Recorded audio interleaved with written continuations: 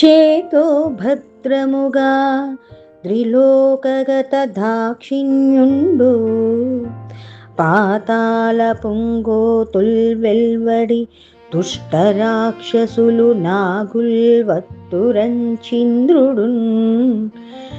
భీతిన్ గర్తముఖంబు మూయగా నినుంబెట్టెన్ మహోపత్యక శ్రీతార్క్ష్యాకృతి ధాత్రిభూతముల రక్షింతవు కుమారాచలా.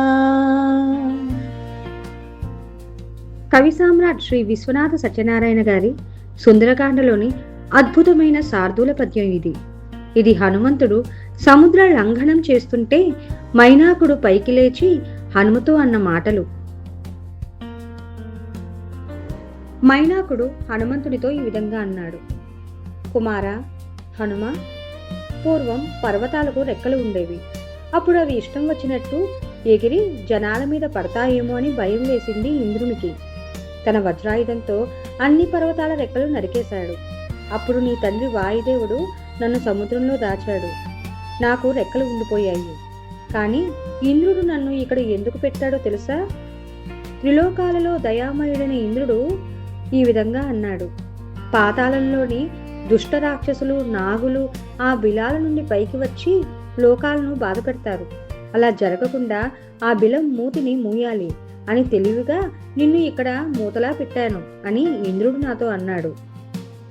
నువ్వు గొప్ప పర్వత సానువులు కలవాడివి. బాధపడేవాడిని రక్షించే నిర్మలమైన కార్యం నీది. భూమి మీద జీవులను రక్షించడానికే నువ్వు ఇక్కడ ఉన్నావు కుమారా అని ఇంద్రుడు నాతో చెప్పాడు. ఇప్పుడు నువ్వు అలాంటి రామకార్యం మీద వెళ్తున్నావు. నీకు సాయం చేయడం నా ధర్మం.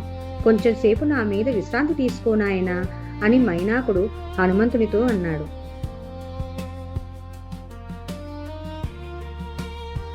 చేతో భద్రముగా, మనసుకు క్షేమంగా, నిశ్చింతగా, త్రిలోకగత దాక్షిణ్యుండు, మూడు లోకాలలో దయకలవాడు ఇంద్రుడు పాతాళపుం గోతులు వెలువడి పాతాళంలోని బిలాల నుండి బయటకు వచ్చి దుష్ట రాక్షసులు నాగులు, దుర్మార్గులైన రాక్షసులు నాగులు వత్తురన్ చంద్రుడు వస్తారని ఇంద్రుడు భీతిన్ తెలివితో, ఉపాయంతో, భయంతో, గర్త ముఖంబు మూయంగా, బిలం మూతిని మూయడానికి నిన్ను పెట్టాడు, నియమించాడు.